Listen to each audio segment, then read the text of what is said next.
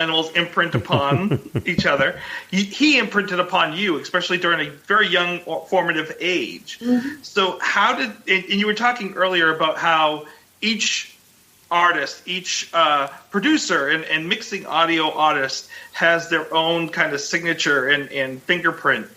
What did that look like for you that you brought to Barenaked Ladies on Stunt? Prince was the first album I ever recorded. I joined him as a maintenance technician, and he put me in the engineering chair. So it was essential for me to learn his artistry. I knew the console. I knew signal flow. That was not a problem. I didn't have to learn how to use the equipment. I needed to learn what to do with the equipment, just like it'd be like taking a camera repairman and making him a cinematographer. Yeah, I know how the camera works, but what does the director want? So that I had to learn his ear, and it was Jesse Johnson from the time who sat down with me and showed me, here's how you always pan the hi-hat, and here's where you pan the rhythm guitar, and here's how he likes his drums to sound, and here's the right reverb for the snare. Jesse was great at that. So I was able to learn Prince's sound. Other Prince engineers, in particular, both Dylan Dresdow and Chris James, who worked with Prince after the 2000s, they said, you have to unlearn Prince. When you get experience watching someone work that fast and be that good at performance and be that particular about his sound, now you've internalized that. And I was with him for a long time. So, and he was essentially my first one. So when I left Prince, I had his sound down pretty well. But what I did not have was an alternative indie or rock or pop sound. And I really worried about that. There was a period where my career really struggled in the late 80s and early 90s when I was trying to learn how to engineer, essentially. I'm trying to learn how to engineer anyone other than Prince. And I never worked as an assistant engineer. So I hadn't had the opportunity to watch other people work. So I was truly reinventing the wheel. But I worked with some good producers. I worked with Tony Berg and Matt Wallace and just a few others who helped teach me the ear that they were listening for. And that got me far enough along that by the time I worked with Barenaked Ladies and worked with the Odds, I could do pretty well. I think one of the things that really helped me in working with Prince is having an ear for rhythm. I can imagine, yeah. An ear for drums and an ear for bass. So when I worked with the Odds or I worked with Barenaked Ladies or any other pop artists, they've got the top line covered. Those melody, and they certainly are such gifted musicians, all of them, that they know that they've got a lot of arrangement ideas. With me coming from a funk and a soul background, I can leave my ear down there in the basement where the bass and drums are, and I'm listening for things that they might not be paying a lot of attention to. It fans you out. It makes you more well-rounded. It's interesting to hear you say that, Susan, and I think part of me listening to hear you describe your methodology and your ear for this is really helping me understand why Stunt is my favorite Barenaked Ladies album, because I'm a drummer. You know, I play multiple instruments, but of the instruments that I play, the most confident I could say if someone says, "Could you play an instrument?" Oh, I can drum. And I love playing the drums. For me, it's the most fun. There's something so primal about it. So when I hear music, I'm very often drawn to the drums, and I like a nice kind of like a poppy tight snare that you're hearing, and I just immediately think of like the drums coming in on Alcohol, and I can hear that, and I'm like, oh, that's what I really like. Is that really nice? That you get a really great establishment of the rhythm section there, and the bass and the drums coming together, and it just drives everything so well. So. I certainly noticed that, and now that you mention it, it makes a lot of sense why I'm drawn to the sound in that album so much. Those guys let me do that. They, when a producer takes an audition with a band, it's like a blind date often, and you're trying to describe what your kids would look like. This is my value system, and they're saying, well, this is my value system. You're saying, if you're any good, what you should be saying is, this is what I'm good at, but you should also be saying, and here's what to watch out for with me, because here's what I'm not good at. Here's what I can't hear and what I can't do. And they should do the same. here's what we need from you because here's what we can't do for ourselves. So you have that conversation, and I think I said to all my clients then, what I'm good at is going to be the rhythm. I'll be good with you there. What I will not be able to do is I will never be able to go to an instrument and sit down at the piano or pick up a guitar and show you, here it should have these chords or it should have this voicing. I can't do that. If you need that, then you need a different producer. But what I can tell you is how what you're doing is making me feel and what it's making me think of and where my mind is going. And that's not such a bad deal because for the majority of listeners, they're not thinking about inversions and they're not thinking about music theory. They're thinking about whether or not this song is connecting with them. So I can say to you, I think we've got too many instruments clustered up here in the melody. I think we need to, let's spread this out a little bit. Let's get just, some straight rhythm going down in the basement. Or this song is too rhythmic and we need somebody to get a little bit more harmonic. I've got an ear for that. So I make my contribution, and of course with Barenaked Ladies being such gifted musicians, any idea that you think of, you throw something out there to them, and they're going to take the ball and run with it.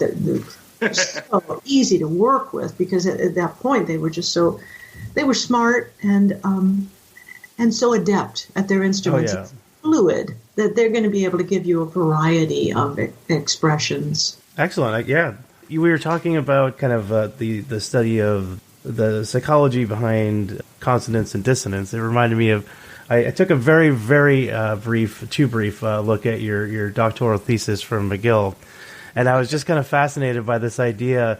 And please correct me if I'm at all misinterpreting the research, because I only gave it the barest of glances, and I'd love to dive deeper into it if I get the time. But as I understand it, you are studying to see if, at least as part of the study, if musicians could have a more precise or a more reliable understanding of the perception of dissonance as opposed to non-musicians. Because to a non-musician, one might think, well, they just hear, that sounds good, that sounds bad. Whereas a musician has been diving into, here's the Western diatonic scale as I know it, and does this fall within what I perceive to be whatever, and more kind of analyzing the intervals.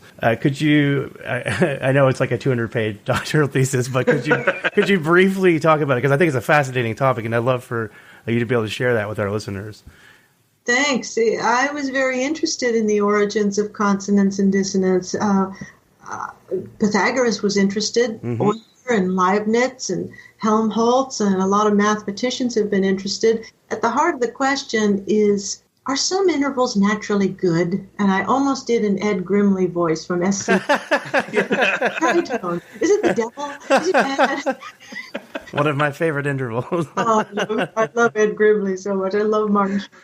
So, is it bad? Is it the devil? Well, it used to be called diabolus in musica. It was, as a melodic interval, the tritone was, as I understand it, beastly difficult to sing.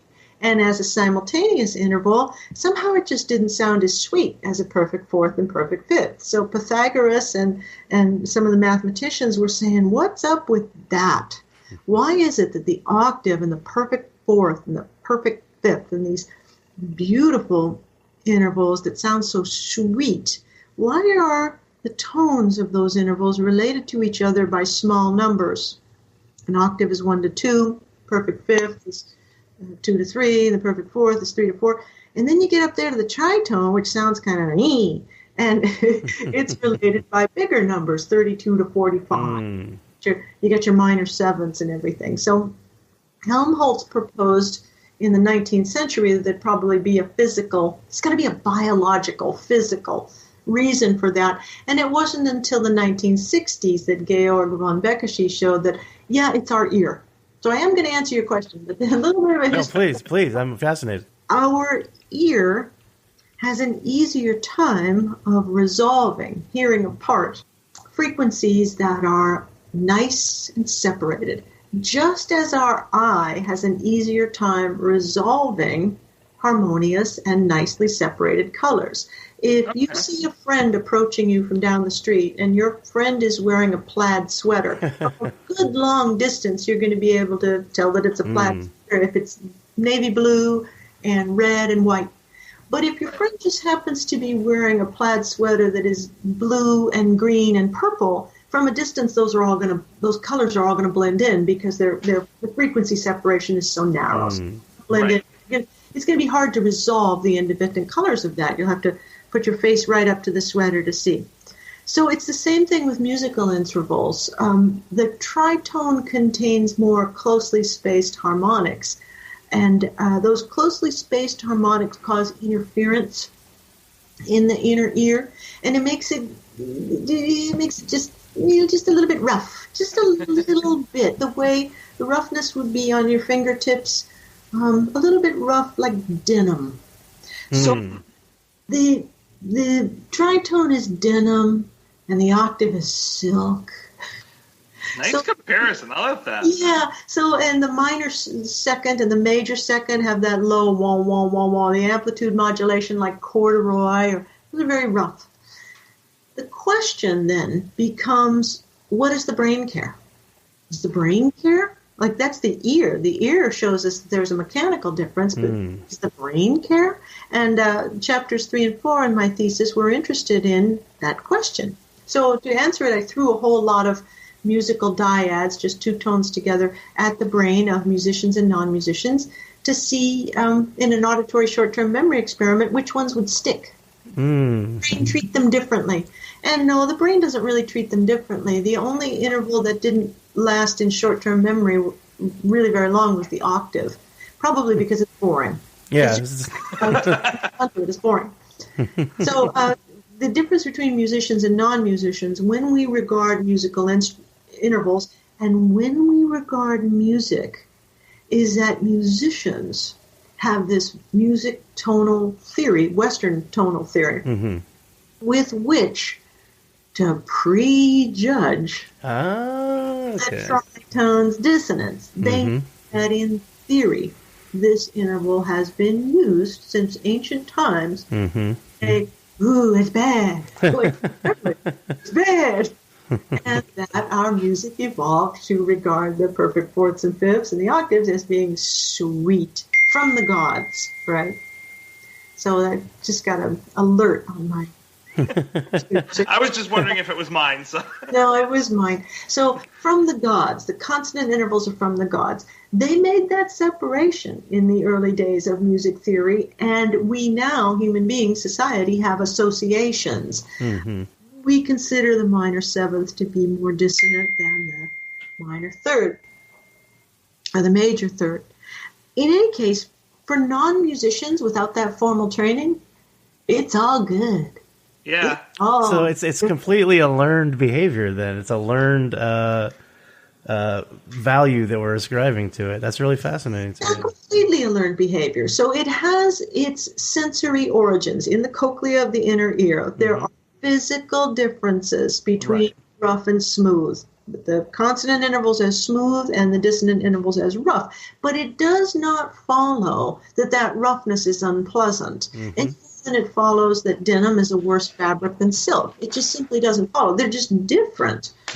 That judgment of bad versus good, tension versus release, is something that is developed over time in our music culture. That's fascinating. I'm definitely going to have to be... Yeah, I'll be poring over that for a while.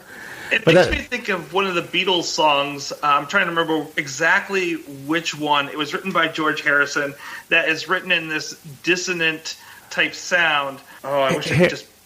Harrison pulled a lot from the Middle Eastern scales because he studied over in India and he learned to play the sitar. And so he came at things... that's interesting you said dissonant, because that might sound dissonant to a Western ear. But to someone who's been living in that area their whole life, that's completely natural. That's very harmonious. So yeah, that's a really interesting example right there. And I've heard people like that have studied music. They don't like that sound. They don't like that song, and they say like, it just bothers me to hear this song, and for this exact reason. I'm trying to pull it up now as I'm speaking at the same time, and to me, it's one of those songs that I absolutely love because of that feel that it gives you. It's giving you the anxiety while listening to it, and I get the feeling that that is what is meant to evoke as it's going through it.